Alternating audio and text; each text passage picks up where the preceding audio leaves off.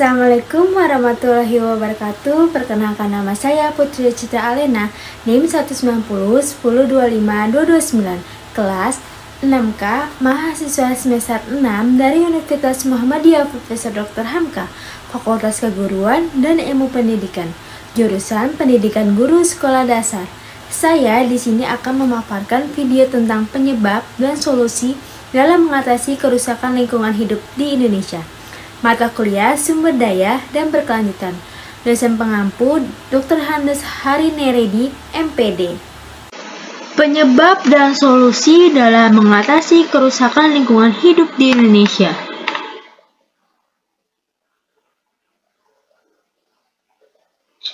Pengertian kerusakan lingkungan hidup. Kerusakan lingkungan adalah tindakan yang menimbulkan perubahan langsung atau tidak langsung terhadap sifat-sifat fisik atau hayati yang mengakibatkan lingkungan menjadi kurang atau tidak berfungsi lagi dalam menunjang pembangunan yang berkesinambungan. Kerusakan lingkungan akan mengakibatkan suatu perubahan sifat-sifat dan unsur-unsur penting dalam lingkungan hidup yang berakibatkan menjadi terganggu, bahkan tidak berfungsi lagi. Kerusakan lingkungan hidup di Indonesia semakin hari semakin parah. Kondisi tersebut secara langsung telah mengancam kehidupan manusia. Tingkat kerusakan alam pun meningkat risiko bencana alam. Penyebab terjadinya kerusakan alam dapat disebabkan oleh dua faktor, yaitu akibat peristiwa alam dan akibat ulah manusia. Kerusakan lingkungan hidup dapat diartikan sebagai proses deteriorasi lingkungan. Deteriorasi lingkungan ini ditandai dengan pencemaran tanah, air, udara, punahnya flora dan fauna liar, kerusakan ekosistem. Kerusakan lingkungan hidup memberikan dampak langsung bagi kehidupan manusia. Beberapa faktor terkait tingginya kerusakan lingkungan di Indonesia akibat kegiatan manusia, antara lain yaitu yang pertama, laju deforestasi mencapai 1,8 juta hektar per tahun yang mengakibatkan 21% dari 133 juta hektar hutan Indonesia hilang. Hilangnya hutan menyebabkan penurunan kualitas lingkungan, meningkatkan peristiwa bencana alam, dan terancamnya kelestarian flora dan fauna. Kedua, 30% dari 2,5 juta hektar terumbu karang di Indonesia mengalami kerusakan. Kerusakan terumbu karang meningkatkan risiko bencana terhadap daerah pesisir, mengancam keanekaragaman hayati laut, dan menurunkan produksi perikanan laut. Ketiga, tingginya pencemaran udara, pencemaran air, pencemaran tanah, dan pencemaran laut di Indonesia. Bahkan pada 2010, Sungai Citarum pernah dinobatkan sebagai sungai paling tercemar di dunia. World Bank juga menempatkan Jakarta sebagai kota urutan tertinggi ketiga setelah Beijing, New Delhi, dan Mexico City. Keempat, ratusan tumbuhan dan hewan Indonesia yang langka dan terancam punah. Sebanyak 76 spesies hewan Indonesia dan 127 tumbuh berada dalam status keterancaman tertinggi, yaitu status kritis, serta 205 jenis hewan dan 88 jenis tumbuhan masuk kategori endangered, serta 557 spesies hewan dan 256 tumbuhan berstatus vulnerable. Faktor-faktor menyebabkan kerusakan lingkungan hidup. Ada faktor manusia. Yang pertama, kerusakan hutan. Salah satu bentuk masalah lingkungan hidup yang ada di Indonesia adalah kerusakan hutan, yang sampai saat ini kerap kali terjadi.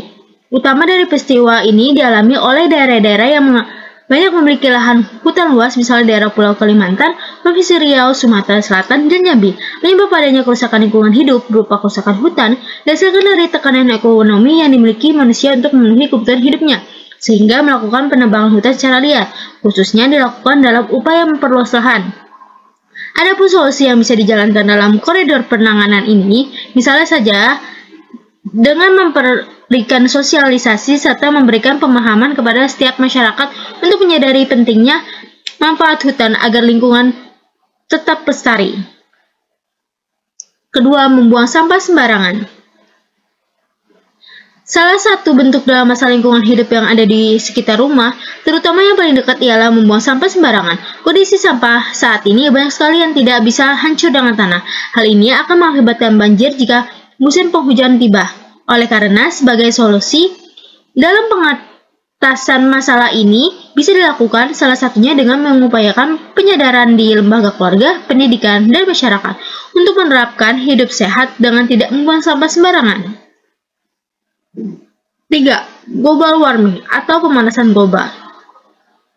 Penyebab pemanasan global. Yang satu, meningkatkan gas rumah kaca. Adanya gas rumah kaca ini terjadi karena pembakaran minyak bumi, bahan bakar batu bara, dan juga pembakaran gas alam. Semua hal tersebut menyebabkan adanya pemanasan yang terpantul tidak diteruskan ke luar angkasa, tapi kembali lagi ke bumi. Gas yang paling berpengaruh adalah karbon dioksida. Polusi udara karena bahan bakar bensin. Bahan bakar bensin dari kendaraan bermotor, mobil, dan kendaraan lainnya menghasilkan gas karbon dioksida. Adanya gas ini menjadi panas, tidak bisa diteruskan keluar ke angkasa, sehingga panas akan mengendap di bumi. Ketiga, adanya pengunduran hutan. Hutan menjadi salah satu penyedap karbon dioksida yang ada di bumi. Jika hutan sudah semakin digunduli, maka karbon dioksida juga semakin lama tidak ada yang bisa mengurangi lagi. Solusi untuk mengatasi pemanasan global. Yang pertama, membeli makanan yang menghemat energi, seperti halnya membeli peralatan rumah tangga dalam model yang hemat energi. Kedua, mengurangi kendaraan pribadi. Sekarang sudah banyak orang yang memiliki kendaraan pribadi, bahkan satu keluarga itu bisa memiliki 2 atau 3 mobil atau sepeda motor. Semakin banyak kendaraan pribadi yang kita gunakan, semakin banyak juga populasi atau polusi yang akan disebabkan. Yang ketiga, melakukan reboisasi. Salah satu cara untuk mengatasi adanya karbon dioksida yang berlebihan, pohon ini sangat berguna untuk penyerapan karbon dioksida. 4. Pencemaran air, yaitu suatu perubahan keadaan di suatu tempat penampungan air, seperti danau, sungai, lautan, dan air tanah. Penyebab pencemaran air. Yang pertama, limbah pertanian. Sisa pupuk atau nutrien dapat mengarahkan pada eutrofikasi dan pestisida. Yang kedua, limbah rumah tangga. Sampah organik seperti air comberan meningkatkan kebutuhan oksigen pada air untuk proses penguraian sampai mengarah pada berkurangnya oksigen di air, serta deterjen. Yang ketiga, limbah industri atau pabrik. Logam berat, toksin organik, minyak, nutrien, dan padatan. Air limbah tersebut memiliki efek termal, terutama yang dikeluarkan oleh pembangkit listrik yang dapat juga mengurangi oksigen dalam air. Akibatnya, yang pertama dapat menyebabkan banjir, kedua erosi, ketiga kekurangan sumber air, 4 dampak membuat sumber penyakit, kelima dampak merusak ekosistem sungai. Dampaknya itu dampak kesehatan, dampak terhadap tanaman, yang ketiga hujan asam, keempat efek rumah kaca, kelima kerusakan lapisan ozon. Usaha mengatasi pencemaran air, yang pertama, limbah cairan industri tidak boleh dibuang langsung ke lingkungan, tetapi harus diolah dulu di unit pengolahan limbah. Kedua, penyuluhan dan pengawasan penggunaan pupuk pada lahan pertanian agar dilakukan secara efisien. Ketiga, pengawasan terhadap batasan minimal kandungan fosfat dalam deterjen atau bahan pencuci dalam rumah tangga.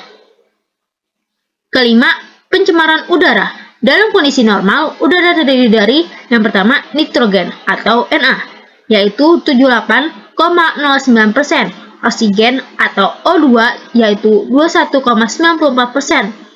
Yang ketiga, karbon dioksida atau CO2, yaitu 0,032%.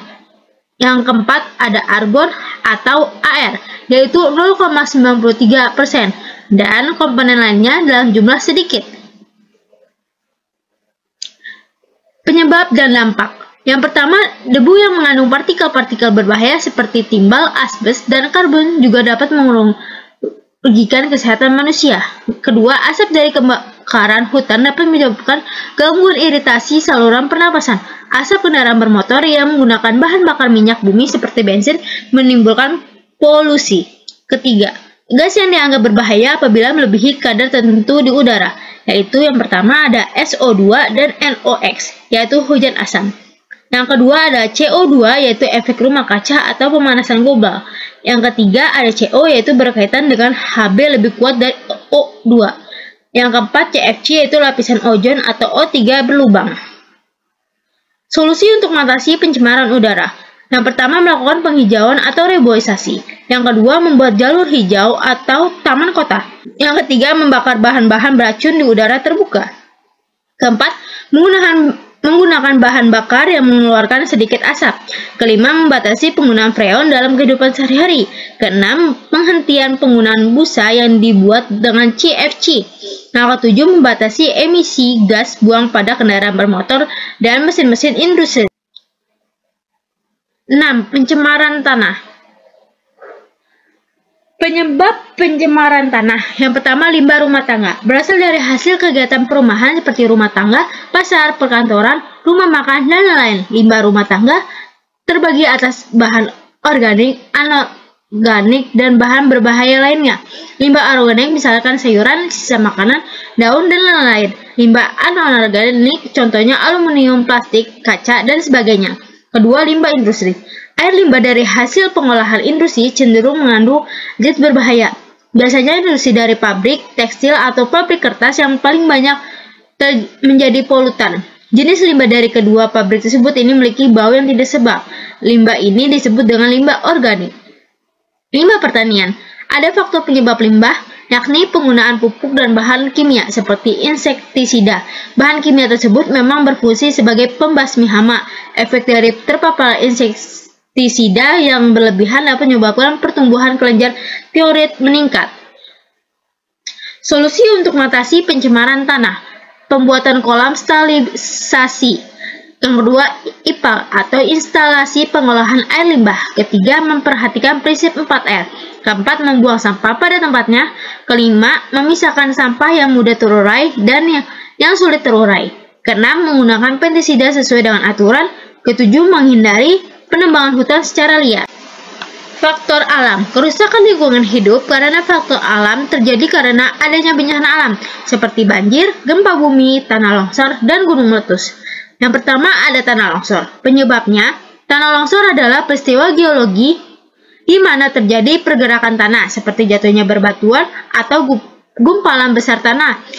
Longsor kerap terjadi saat hujan. Selain itu, longsor terjadi di daerah dengan lereng yang curam. Dilansir dari situs BNPB, bencana longsor di Indonesia biasanya dipicu karena kombinasi dari curah hujan tinggi, lereng terjal, tanah kurang padat, serta tebal.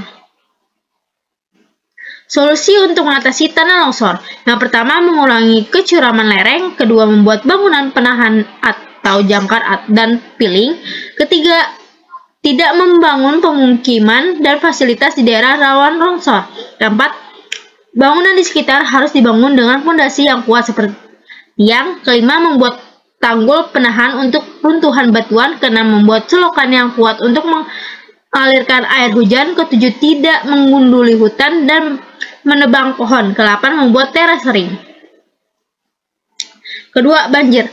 Selain karena ulah manusia, banjir juga dapat terjadi karena faktor alam. Misalnya, hujan yang terus-menerus.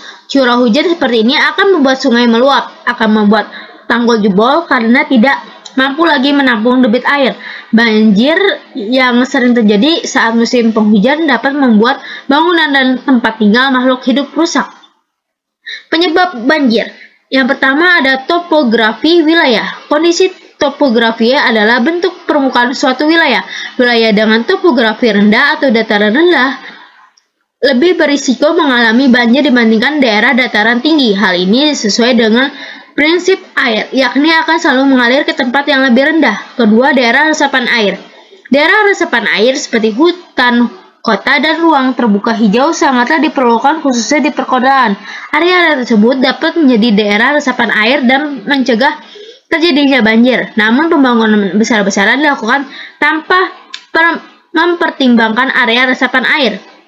Ketiga, aliran sungai. Kelancaran aliran air pada selokan dan sungai juga menjadi faktor terjadinya banjir. Sungai serta parit yang dipenuhi oleh sampah yang menumpuk akan menghambat aliran air. Solusi untuk mengatasi banjir. Yang pertama, hilangnya kebiasaan membuang sampah sembarangan ke aliran air seperti danau, sungai, selokan, dan sebagainya.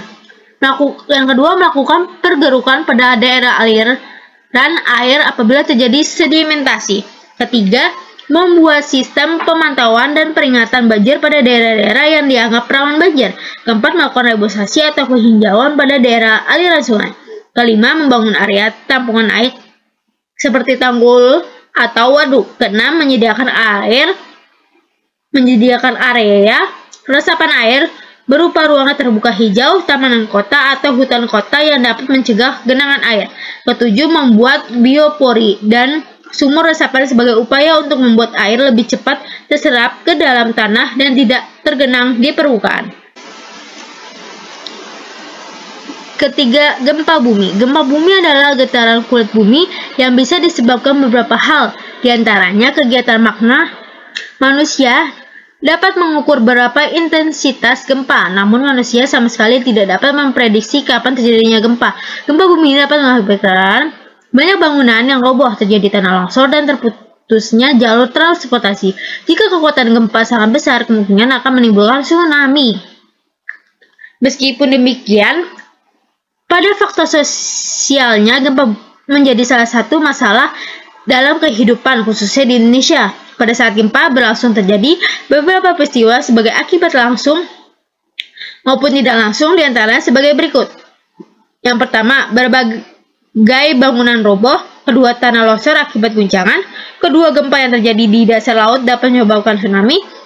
Keempat, gerakan lempeng di dasar samudra. Kelima, penyebab gempa karena bahan peledak. Solusi terbaik untuk masalah gempa bumi adalah mengidentifikasi area yang memiliki potensi kerusakan besar akibat gempa bumi berdasarkan sejarah gempa di wilayah tersebut selama ribuan tahun. Hal ini penting karena memberikan informasi kepada pemerintah untuk membuat keputusan perencanaan jangka panjang mengenai pusat populasi dan lokasi infrastruktur yang besar. Misalnya, pemerintah seharusnya tidak mengizinkan kota-kota besar di mana banyak orang dapat terkena dampak gempa. 4. Gunung meletus. Permasalahan lingkungan hidup utamanya terjadi di Indonesia ialah letusan gunung api yang terjadi karena aktivitas magma di perut bumi yang menimbulkan tekanan kuat. Keluarnya melalui puncak gunung api yang paling tinggi. Saat meletusnya gunung berapi akan mengeluarkan abu vulkanik, lahar lava, uap panas, dan material lainnya yang dapat merusak lingkungan. Dampak dari letusan tersebut dapat berlangsung lama bergantung pada besarnya kekuatan letusan, tetapi saat kembali normal, daerah yang terdampak letusan akan menjadi subur. Penyebab gunungnya meletus. Yang pertama, meningkatkan kegempaan vulkanik. Kedua, pergerakan tektonik lapisan bumi. Ketiga, adanya peristiwa deformasi badan gunung. Keempat, lempeng bumi yang saling berdesakan. Kelima, tekanan yang sangat tinggi. Solusi mengatasi gunung meletus. Yang pertama, hindari mengendarai mobil pada area hujan abu vulkanik karena ada menyebabkan mesin rusak seperti rem hingga penggempian. Kedua, mengikuti sosialisasi tentang peristiwa letusan gunung berapi pada masyarakat yang awam pada peristiwa alam seperti gempa karena gunung berapi dan terjadinya gunung meletus. Ketiga, mitigasi bencana letusan gunung api adalah proses pencegahan bencana letusan gunung api atau pengurangan dampak bahaya letusan gunung api. Untuk minimalkan jatuhnya korban jiwa, kerugian harta benda, rusaknya lingkungan, dan terganggunya roda perekonomian masyarakat. Sekian video pemaparan materi yang saya sampaikan. Mohon maaf bila ada kesalahan, baik kata maupun tulisan. Wassalamualaikum warahmatullahi wabarakatuh.